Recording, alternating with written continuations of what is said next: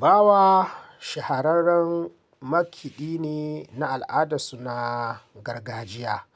Ya shahara gurin rera waƙoƙi da kiɗa iri-iri wanda akan gayyace shi sabgogi na shagulgula, masarautu da garuruwa daban-daban domin ya je ya nishaɗantar da al'umma.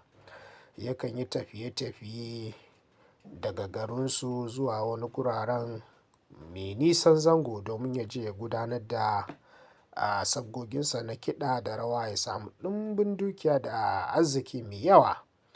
Don wani lokacin yakan yi tafiya mai nisa kuma yawanci Bawa yakan yi tafiyan nan shi kaɗai. Bawa mutum ne mai sauƙin kai wanda baya da jiji da kai kuma ba shi da tsoro. A kwana a tashi Bawa yana ta gudanar da harkokinsa na kiɗa da sabgoginsa na al'umma a garuruwansu. Wata rana ana wani shahararren biki a wani ƙauye mai nisan zango, wanda Bawa sai ya yi tafiya ya keta dazuzzuka kafin ya ƙarasa, kuma shi kaɗai yake zuwa ya je ya yi wasansa ya dawo. Wata rana Bawa wasa ya yi daɗi, dare ya yi kuma ga shi babu gurin kwana. Bawa haka ya kama hanya ya taho domin zuwa gida bayan ya gama wasa. Yana cikin tafiya da daddaren nan sai ya jiyo wani sauti.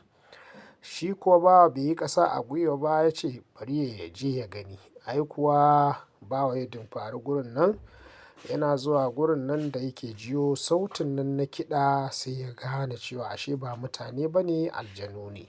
Ya gansu cikin fararen kaya da haske da walƙiya suna ta shagulgulansu. Ai kuwa suna ganinsa suka ce, Bawa zo dama mun san ka shahararren mawaƙi ne kai.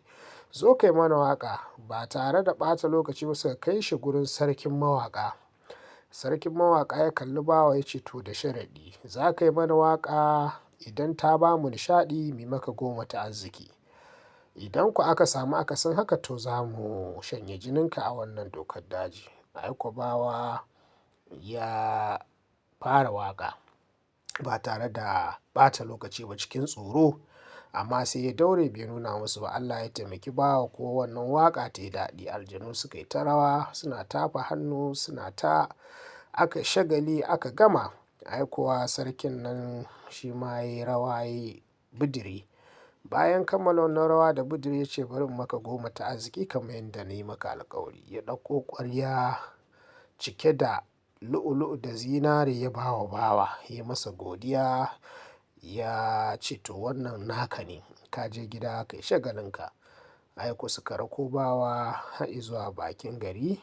Bawa ya koma gida. Ai kuwa da komawa Bawa ya zama hamshaƙin attajiri a wannan ƙauyen. Tun daga wannan lokacin Bawa ya daina yi wa kowa waƙa sai dai ya yi wa kansa domin gudun kada aljanu su ƙara gayyatarsa ya ƙara zuwa ya musu waƙa don bai san me zai faru ba.